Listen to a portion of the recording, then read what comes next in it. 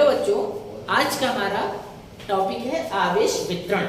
पिछले वीडियो में हमने देखा कि आवेश क्या होता है, आवेश के गुणधर्म। आवेश वितरण में हम पहला हमारा टॉपिक है असतत आवेश वितरण और दूसरा उसका प्रकार है सतत आवेश वितरण। तो असतत आवेश वितरण क्या होता है बच्चों? असतत आवेश वितरण अलग अलग आवेशों का वितरण असतत आवेश वितरण है। अगला हमारा सतत आवेश वितरण जो इम्पोर्टेंट है, इसका हमें पढ़ना है, हर एग्जाम में यहाँ से क्वेश्चंस आते हैं। सतत आवेश वितरण तीन प्रकार के होते हैं, जिसमें रेखीय आवेश वितरण यानी हमारे पास एक चालक है इस तरीके से, इसकी लेंथ में चार्ज इस तरीके से डिस्ट्रीब्यूट होता है, आवेश लंबाई के परितः वितरित होगा। इस प्रकार आवेश वितरण को हम रेखीय आवेश वितरण कहेंगे। इसमें lambda equal Q upon L, जहां पर क्यू चार्ज है, आवेश एल चालक की लंबाई और लैम्डा रेखीय आवेश घनत्व यानी कि छोटा सा एक हम इसमें अवयव लें, इस अवयव में आवेश कितने हैं उसको प्रदर्शित करेगा, रेखीय आवेश घनत्व। दूसरा हमारा प्रकार है पृष्ठीय आवेश वितरण। पृष्ठीय आवेश वितरण में क्या रहेगा बच्चों कि हमारे पास एक कोई सरफेस है, इस सरफेस में कोई आवेश डिस्ट्रीब्यूट होगा, प्लस क्यू आवेश हमने इसको दिया है, इस तरीके से आवेश इसमें वितरित होगा, आवेश एक समान वितरित होगा। इस प्रकार आवेश वितरण को हम पृष्ठीय आवेश वितरण कहेंगे, किसी वस्तु के पृष्ठ पर वितरित हुआ है। अब हम इसको सिग्मा इक्वल क्यू अपॉन ए, जहां पर सिग्मा पृष्ठीय आवेश घनत्व। घनत्व क्या होता है बच्चों? घनत्व यानी छोटे से जगह पर कितना आवेश एकत्रित है वो प्रदर्शित करेगा। तो एक हम इस पृष्ठ का एक छोटा सा अवयव लें, वहां पर कितना आवेश है उसको प्रदर्शित करेगा। ए एरिया है, क्षेत्रफल है, इस पृष्ठ का क्षेत्रफल क्या है। ठीक है, नेक्स्ट हमारा है आयतन आवेश वितरण, आयतन आवेश घनत्व या आयतन आवेश वितरण। हम इसको हम वितरण भी लिख सकते थे, आयतन आवेश वितरण। अब हम इस कोई वस्तु है जो जगह घेर रही है, उसके आयतन होगा, हम उसमें आवेश देंगे, एक समान रूप से आवेश का वितरण होगा, जिसको हमने किससे लिखा है? रो से। रो हमारा आवेश घनत्व है, आयतन आवेश घनत्व। अब हम बात करते हैं कुछ ऐसे पदार्थ के मूल कणों की जिनके पास कुछ आवेश, जिनकी खोजकर्ता कौन है, द्रव्यमान क्या है, आवेश क्या है। तो हमारे पदार्थ का जो मूल कण आता है का पहला इलेक्ट्रॉन है। इलेक्ट्रॉन का खोज जे थॉम्सन द्वारा किया गया है। इसका आवेश कितना होता है? 1.6 गुणा 10⁻⁹ कूलम। और इसका जो प्रकृति है, यह आवेश कैसा होता है? नेगेटिव होता है, ऋणात्मक होता है, और इसका द्रव्यमान होता है 9.1 गुणा 10⁻⁻³ किलोग्राम। अगला हमारा दूसरा कण है, पदार्थ का दूसरा कण है प्रोटॉन। प्रोटॉन का खोज रदरफोर्ड या गोल्डस्टीन दोनों के द्वारा किया गया है। किसी बुक में रदरफोर्ड मिलेगा और किसी बुक में हायर क्लासेस की बुक में जाए तो हमें गोल्डस्टीन मिलेगा। इन दोनों ने प्रोटॉन के बारे में बहुत वर्क किया था। प्रोटॉन पर आवेश कितना होता है? 1.6 गुणा 10⁻⁹ कूलम। सेम जितना इलेक्ट्रॉन होगा उतना ही प्रोटॉन होगा। डिफरेंट ये है कि इलेक्ट्रॉन नेगेटिव होता है और प्रोटॉन क्या होता है? पॉजिटिव होता है। आवेश दोनों में सेम है, प्रकृति विपरीत है। द्रव्यमान प्रोटॉन का होता है 1.67 × 10⁻⁷ kg। अगला तीसरा जो कण हमारा है न्यूट्रॉन, जो कि न्यूट्रल होता है, इस पर कोई आवेश नहीं होता।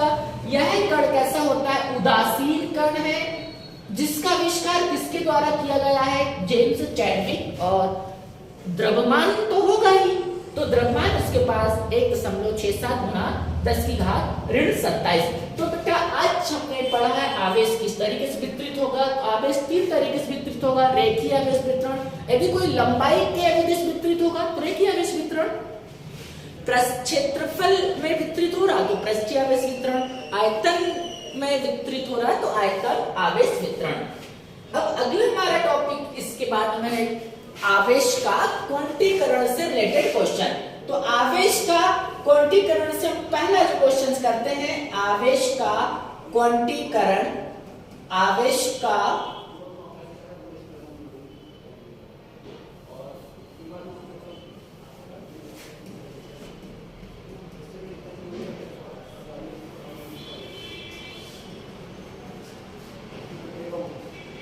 क्वांटीकरण, इसका जो फार्मूला बनता है Q equal plus minus n. तो इससे जो प्रश्न बनेंगे हमें न्यूमेरिकल्स, एक कूलाम आवेश पर, एक कूलाम आवेश पर इलेक्ट्रॉनों की संख्या, इलेक्ट्रॉनों की संख्या कितनी होती है। इस तरीके से हमें क्वेश्चन से एक कूलाम आवेश पर इलेक्ट्रॉनों की संख्या कितनी है। तो हमें बेटा क्या किया, यहाँ पर Q का मान दिया है, चार्ज हमें एक कूलाम दिया है, हमें इलेक्ट्रॉन की संख्या बताना यानी n का मान हमें ज्ञात करना है। और हम कौन सा फार्मूला लगाएंगे, आवेश का क्वांटीकरण Q इक्वल हमारे पास फार्मूला क्या होता है प्लस माइनस एन ई। तो Q की वैल्यू यहाँ पर 1 है, इक्वल n हमें फाइंड करना। E यहाँ पर क्या, इलेक्ट्रॉन पर चार्ज होता है, E यहाँ पर क्या होता है इलेक्ट्रॉन पर आवेश। E क्या है, इलेक्ट्रॉन पर आवेश, और जिसकी वैल्यू होती है 1.6 इंटू 10⁻⁻19 कूलम। यहाँ पर हम वैल्यू पुट कर लेते हैं 1.6 इंटू 10⁻⁻19। एन की वैल्यू फाइंड करना, मल्टीपल में ये वाला नंबर इसके डिवाइड हो जाएगा, 1 divide by 1.6 into 10⁻⁻19 equal n। इस 19 को ऊपर लिखते हैं, 1 इंटू 10⁻19 हो गया, ये माइनस पे था ऊपर जाके प्लस हो गया, यहाँ पर आ जाएगा हमारा 1.6 इंटू n।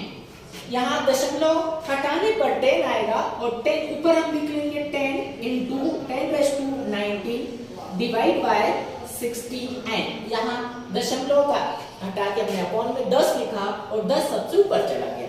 अब 10 से 16 का भाग देंगे, भाग जाएगा नहीं, पर यहाँ 10 19 बार लिखे हैं तो हम इसको क्या लिख सकते हैं, एक 10 हम यहाँ लिख लें और यहाँ n 18 और यहाँ पर हम इस तरीके से लिख सकते हैं। एक 10 हमने यहाँ लिख लिया, ये हो गया 100।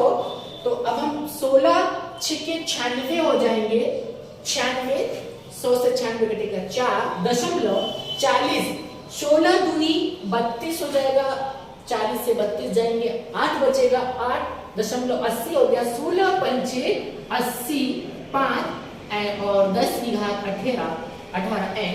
तो हमारे पास इलेक्ट्रॉनों की संख्या, इलेक्ट्रॉनों की संख्या कितनी आ गई बच्चों, इलेक्ट्रॉनों की संख्या 6.25 गुणा 10 की घात 18, ये हमारा आंसर। इस तरीके से प्रश्न आएंगे, हमें एक कूलाम आवेश पर इलेक्ट्रॉन की संख्या निकालना था। अब क्वेश्चन ये भी हो सकता है एक इलेक्ट्रॉन पर कितना आवेश होगा, इलेक्ट्रॉन यानी हमें n का नंबर यहाँ गिवन होगा, n की वैल्यू हमें दी रहेगी और हमें क्या फाइंड करना होगा, हमें कूलम कितना आवेश है इसके पास हमें ये बताना होगा। इस तरीके से क्वेश्चन। तो हमारा जो अगला टॉपिक रहेगा कूलम चार्ज, हमने पढ़ा है चार्ज के गुण में, चार्ज समान आवेशों के मध्य प्रतिकर्षण बल कार्य करेगा, विपरीत आवेशों के मध्य आकर्षण बल कार्य करेगा। तो बल की गणना करने के लिए कूलॉम ने एक नियम दिया था, बल कूलॉम का नियम। कूलॉम का नियम किस लिए है, दो आवेशों के मध्य लगने वाले बलों की गणना करने के लिए कूलॉम ने नियम दिया था। इसका कथन क्या था, किन्हीं दो बिंदु आवेशों के मध्य, किन्हीं दो बिंदु आवेशों के मध्य, बिंदु आवेशों के मध्य लगने वाला आकर्षण व प्रतिकर्षण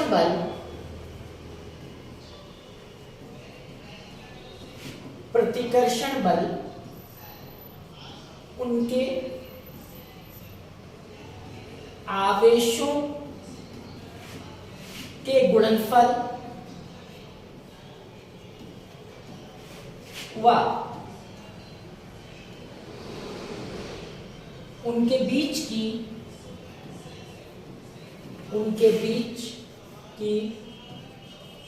दूरी के वर्ग के अनुक्रमानुपाती, दूरी के वर्ग के व्युत्क्रमानुपाती, आवेशक गुणनफल के समानुपाती